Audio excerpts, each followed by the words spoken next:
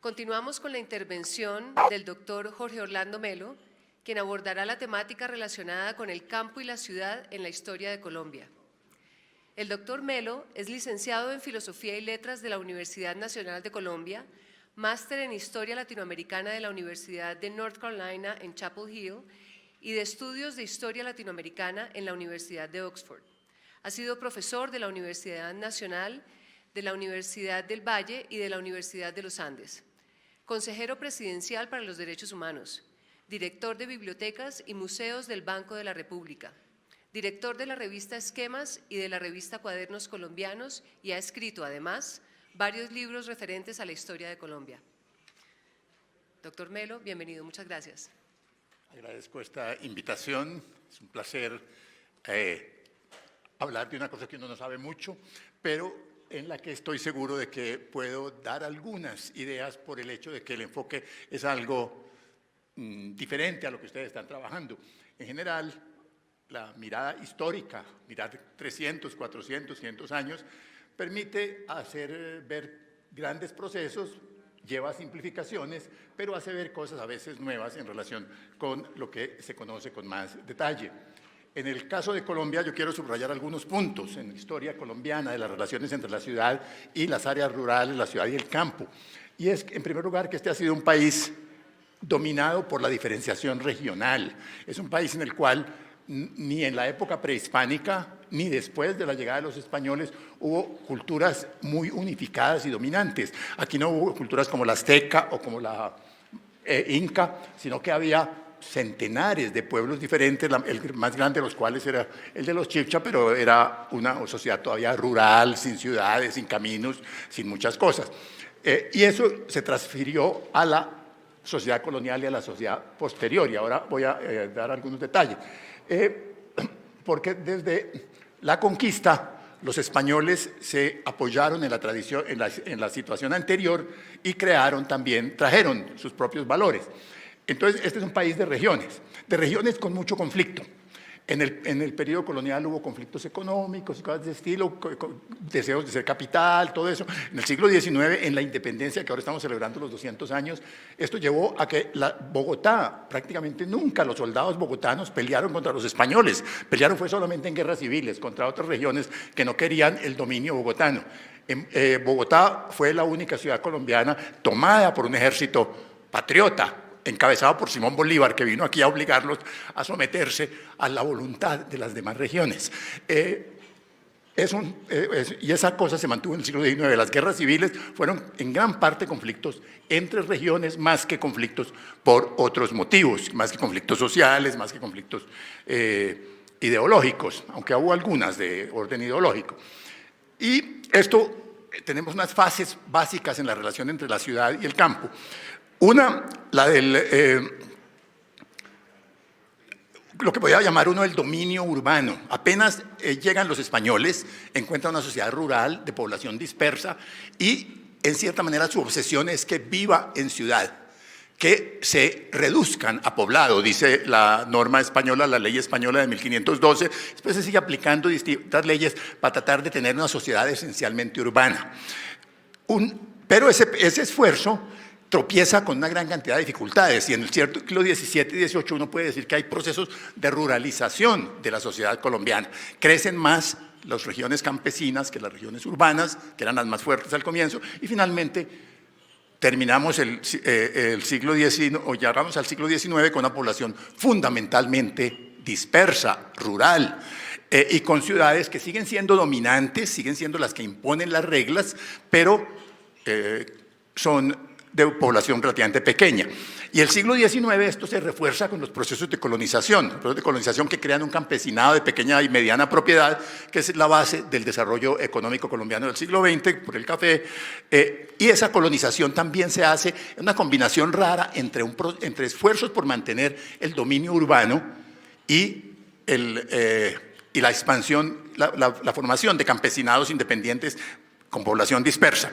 Después tenemos el siglo XX, que es el de la modernización, un periodo de modernización urbana. Las ciudades colombianas principales, todas, no solo Bogotá, las 6, 7, 8 ciudades principales entre 1880 y 1930 o 40 hacen esfuerzos muy grandes por volverse ciudades modernas, como lo entienden, es decir, iguales a las europeas, con servicios públicos, con electricidad, con teléfono, con transporte urbano eléctrico, porque esa era la moda en 1915 o 20, en Medellín en 1919 dijeron, el que quiera hacer un barrio obrero puede hacer un barrio obrero, pero su obligación primera es ponerle transporte urbano eléctrico.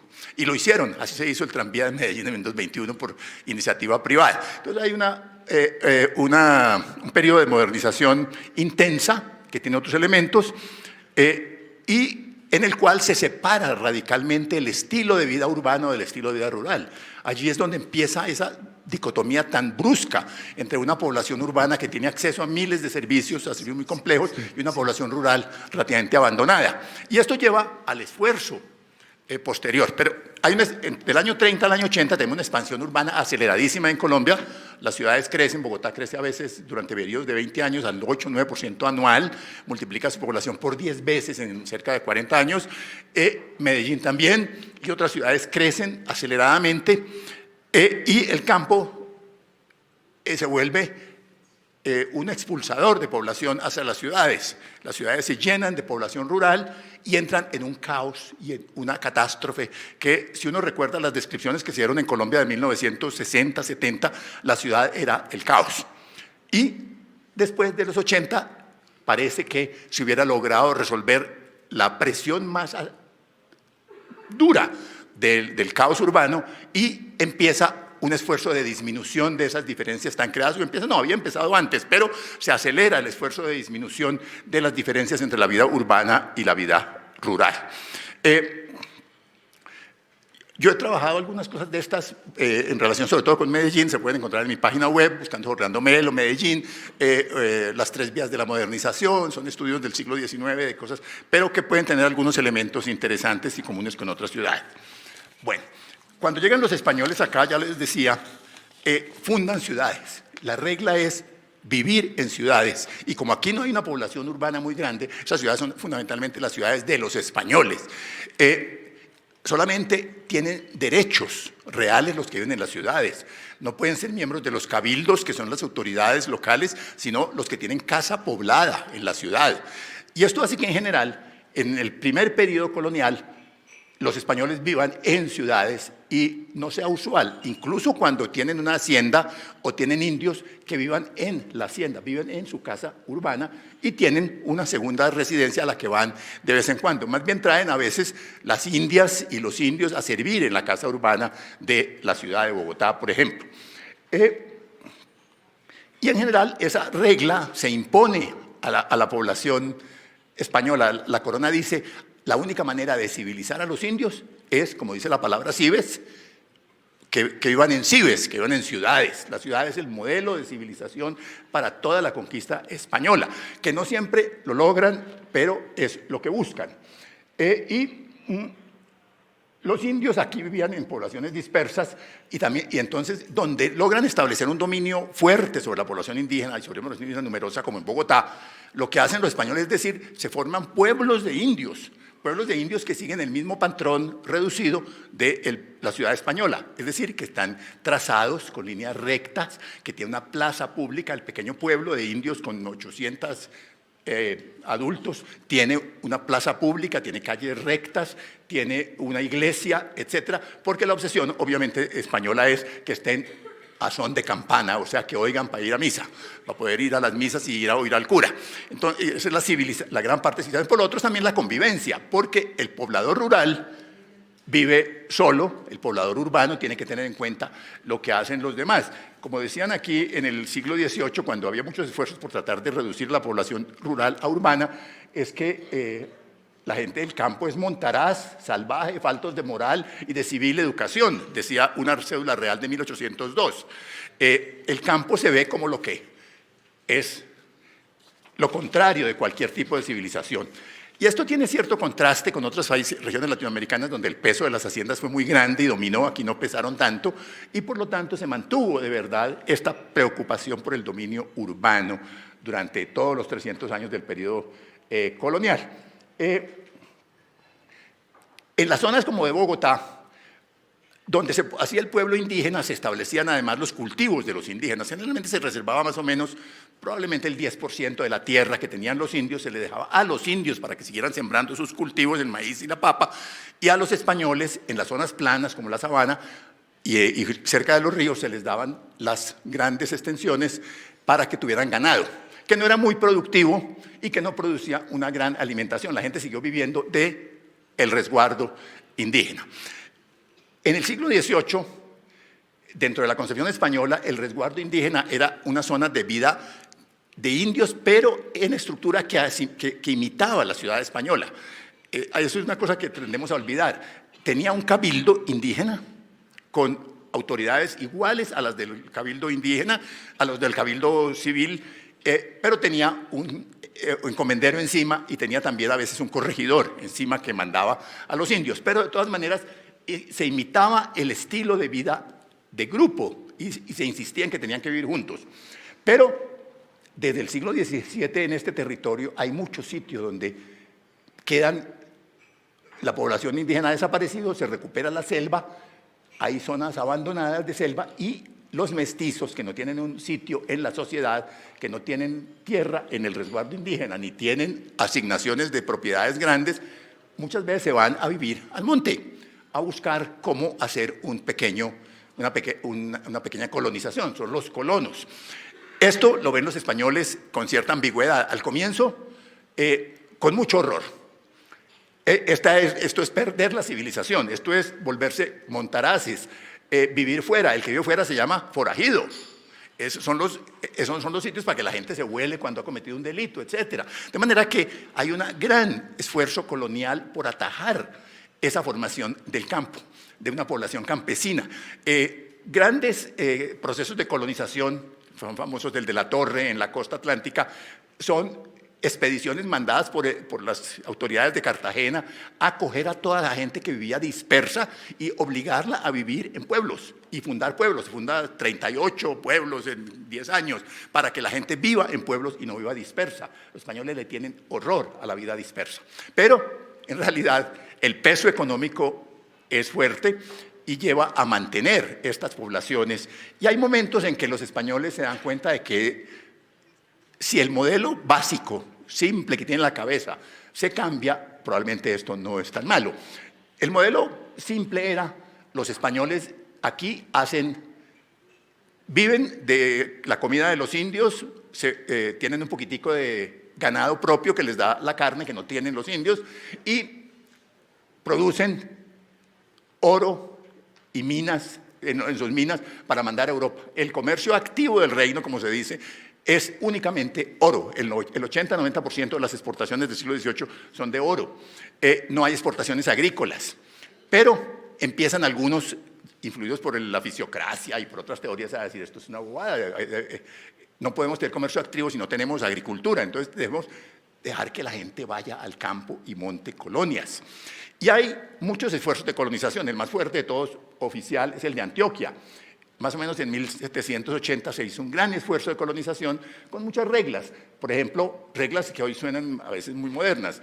Todo el que tenga una asignación de tierra del monarca y no la haya usado en 5 años, la pierde y vuelve al rey para que lo vuelva a distribuir, o los colonos que la hayan ocupado tienen prelación sobre la propiedad del señor que tenía el título y no la usó.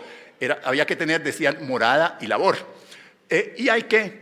Pero también insisten en la misma regla, hay que ir en pueblos. Uno no se puede ir a colonizar solo, sino que forman sociedades de colonización y en Antioquia salen esas sociedades y fundan Abejorral, fundan Sonsón, fundan después toda la parte caldense, Manizales, Armenia, Pereira, y siempre el primer ritual en 1861 sigue siendo la fundación del pueblo, la elección del cabildo, lo mismo que los españoles.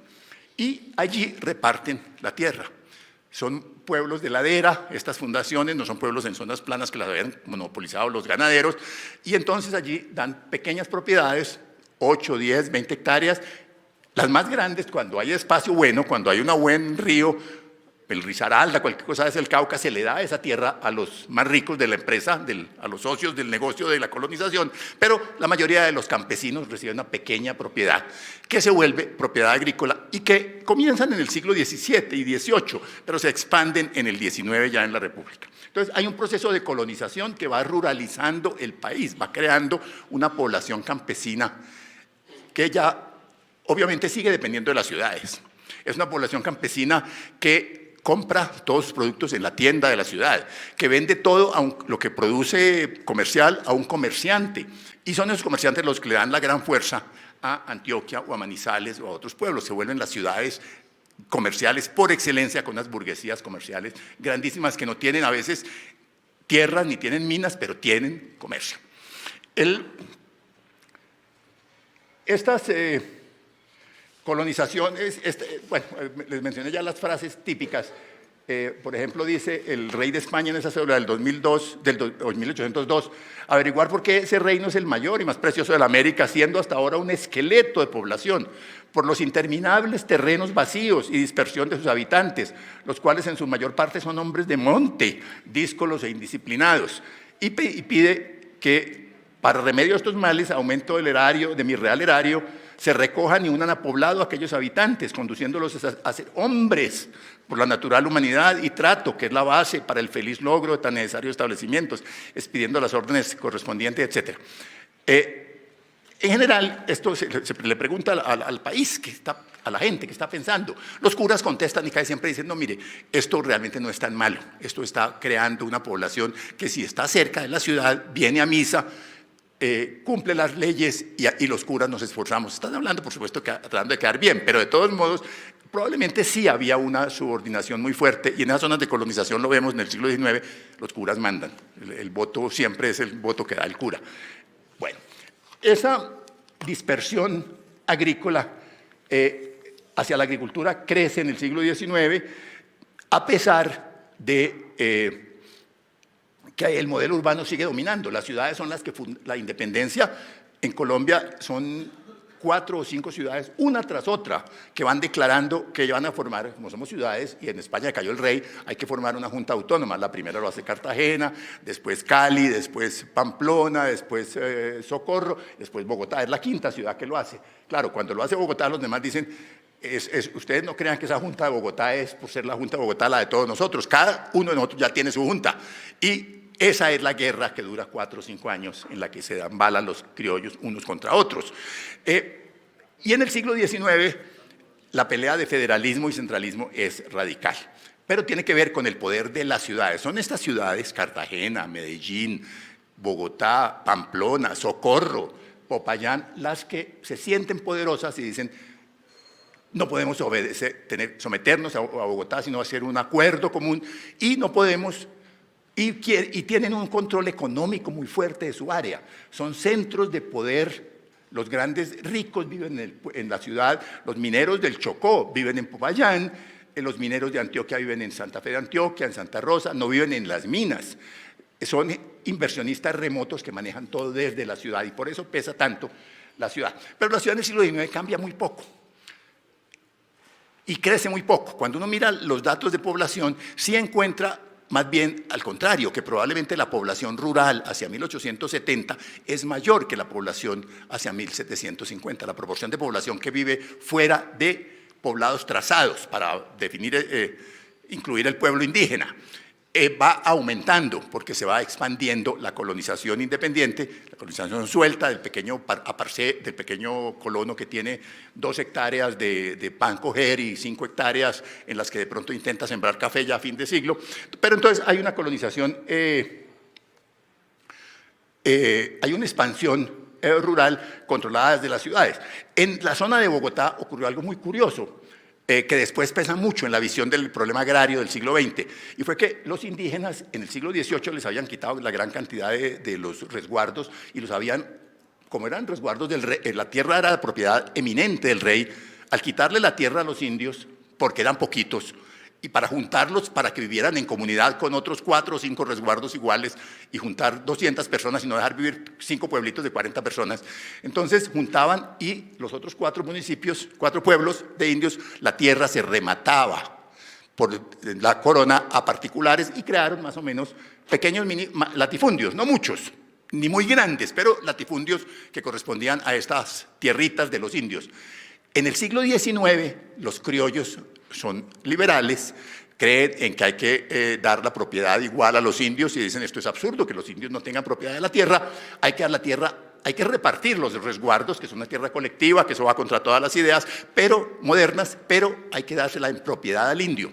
Y se la dan al indio. Los resguardos que se distribuyen entre 1810 y 1850 en gran parte del país, los indios reciben la tierra. Y los criollos dicen, es que estos indios que no tienen ni idea, que son muy brutos, van a perder esa tierra, los van a engañar, se las van a comprar por nada, les prohíben venderla por 20 años. No se puede transar esa tierra por 20 años. ¿Cuál es el efecto de eso? Que a los 20 años, cuando entra la tierra al mercado, resulta que se han muerto la mayoría de los dueños originales y cada pedacito de 3 hectáreas, de 4 hectáreas, se ha convertido en 5 finquitas de menos de 1 hectárea. En Boyacá y en Cundinamarca, donde había resguardos, uno ve que hay una zona plana donde hay grandes propiedades y unas zonas rurales donde hay el minifundio más inverosímil con pequeñas propiedades de 500 metros, de 2000 metros y a veces la gente tiene 3 o 4 finquitas regadas para poder atenderlas y para poder tener lo suficiente para vivir, tener una más calientica para la yuca, una más fría para la papa, etcétera. Y Colombia entra en ese patrón minifundio, latifundio, del cual en el siglo XX se intentó salir muchas veces. Bueno, eso es más o menos el siglo XIX y a finales del XVIII es la modernización de ciudades. En las ciudades hay por lo menos cabildo, iglesia, hay mercado, hay jueces, pero en general son muy insalubres. La ciudad es mucho más insalubre que el campo. Es una de las razones, en otros casos, por la que el campo crece más, porque en la ciudad se muere la gente. Se muere la gente porque cualquier epidemia, la epidemia de gripa, la epidemia de cólera de 1840, eso se lleva el 30% de la población, porque se puede regar y no hay ninguna ventaja de sanidad en la ciudad en el siglo XIX. Y eso empiezan a decir, hay que hacer acueductos con tubería y hay que hacer alcantarillado. Bogotá, 1870, un viajero llega y dice, Bogotá, una ciudad que huele a incienso y caca. Y huele incienso porque todos los curas salen a repartir, a llevar el Santísimo, a llevar la hostia a los enfermos y van echando incienso. Y caca porque en Bogotá la gente, el pueblo, hace sus necesidades en los bordes de la calle. Y los ricos botan las vacinillas en la mañana desde el segundo piso al canal abierto que hay en la ciudad. Entonces la ciudad es muy insalubre y en la ciudad se muere la gente. Y eso es un gran esfuerzo que se hace en 1880, 1930 en todas las ciudades. Medellín, Bogotá, Cartagena, Popayán, crear acueducto, crear alcantarillado con tubería y traer el agua con un acueducto desde una toma en un sitio más o menos limpio, porque aquí en Bogotá hasta 1850 uno mandaba a la sirvienta a que fuera con una tinaja a la fuente del mono de la pila, y el mono de la pila le daba el agua, y la tenía que volver a llevar y guardar en la casa para cocinar, para lavarse, para todo. Y eso cambia a fin de siglo, y llega también una cosa que es clave, la electricidad. 1880 y pico, 90 y pico, la primera planta en Bogotá, después se vuelve la planta de los Amper, y es una planta que permite hacer unas cosas nuevas. Permite los teléfonos, que eso le cambia la vida a la ciudad, cambia las redes de relación entre la gente muy fuertemente y permite enlazar también las ciudades y los pueblos, porque el teléfono se acompaña rápidamente de la larga distancia. Larga distancia que no era marcando un número, sino yendo a un sitio de la ciudad. Todavía en 1970 uno tenía que ir a las oficinas de larga distancia de Telecom para llamar por teléfono, para llamar a Medellín o para llamar a un pueblito de Boyacá, a Garagoa. Y uno llamaba a Garagoa y allá el telegrafista, porque era el único que tenía teléfono, el telegrafista recibía la llamada y le decía a un muchacho, vaya, llame a don Fabricio, que vive por allá a 3 cuadras o a 6 cuadras, y llámelo que lo están llamando de Bogotá. Y eso permitió comunicar los pueblos colombianos por primera vez hacia 1900, 1910, 1920. Fuera de eso cambia la vida.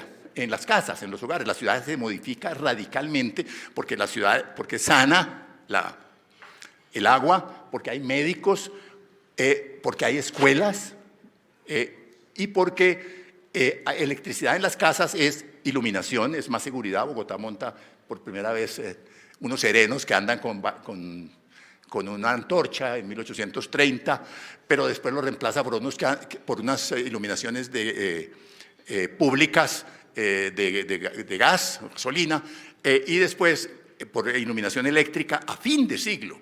Lo mismo en Medellín, hay iluminación eléctrica, famosa historia del bobo del pueblo que dice, ahora sí, salió la luna, ahora sí te va a tocar ir a alumbrar a otra parte, porque ya aquí en Medellín hay luz por la noche.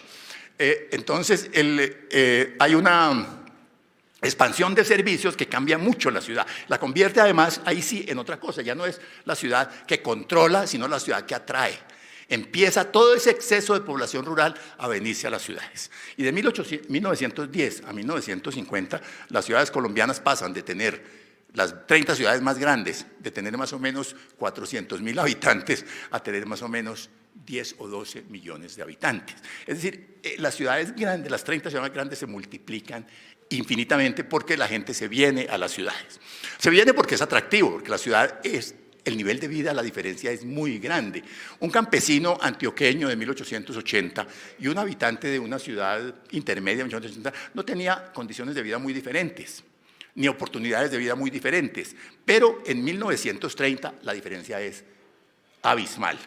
Salud, energía, incluso las máquinas más elementales. Las mujeres gastaban 4 o 5 horas diarias moliendo el maíz. La aparición en 1920 de una maquinita que llamó la máquina de moler de Landers liberó a las mujeres de 3 o 4 horas diarias de trabajo físico, a las mujeres de las casas elegantes, pobres y medias, porque eso lo hacía todo el mundo, de Bogotá y del país.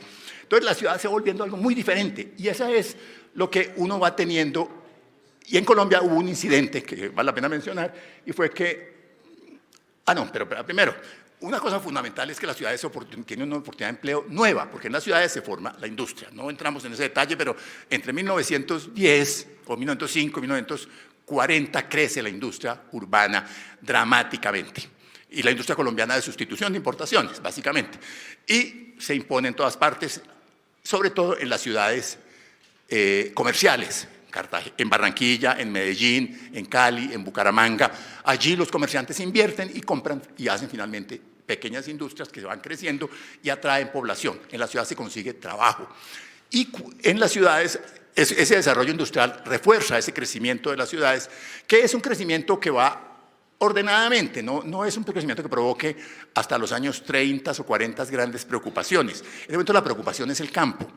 Los liberales dicen en 1830, tenemos que educar al campesino para que deje de estar mandado por el cura. Hay que crear una civilización en el campo, una cultura, llevar la cultura de la ciudad al campo. Y reparten bibliotecas a todos los pueblos de Colombia, a todos los pequeños pobladitos, crean una cosa que llamó la Comisión de Cultura Aldeana. La idea era que la cultura que había que promover era aldeana para civilizar a los campesinos, a esos campesinos que son montañeros. La presión del montañero hay que volverlo un tipo civilizado, urbano, con urbanidad. Hay que hacerle además cursos de urbanidad, que urbanidad es urbanismo.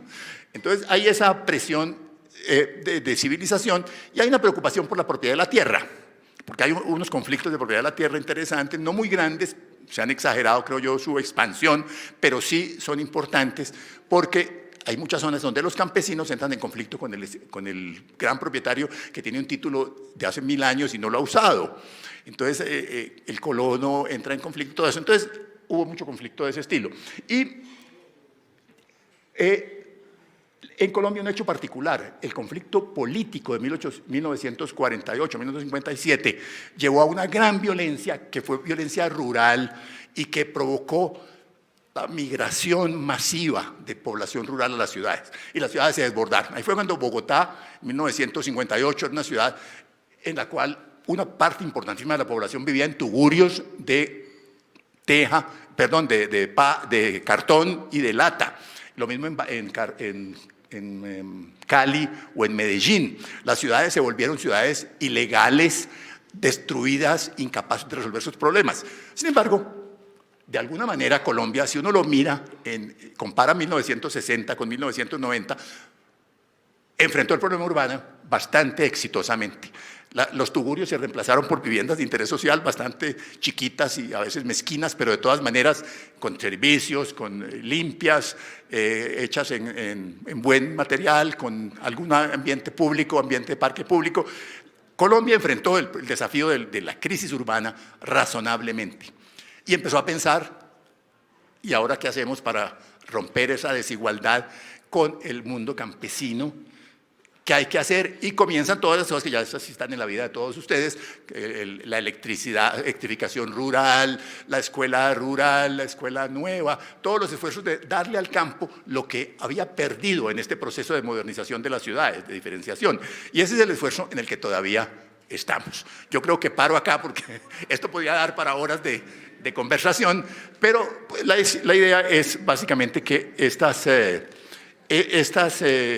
meditaciones un poco históricas llevan a ver que a veces lo que nos estamos tratando de preocupar ahora ya se estaban preocupando por eso hace 50, 60 años y a veces nos damos cuenta de por qué se equivocaron y eso nos puede ayudar a tratar de encontrar soluciones un poco mejores para la situación. Hoy la población colombiana es mucho más pequeña, la población rural colombiana es mucho más pequeña.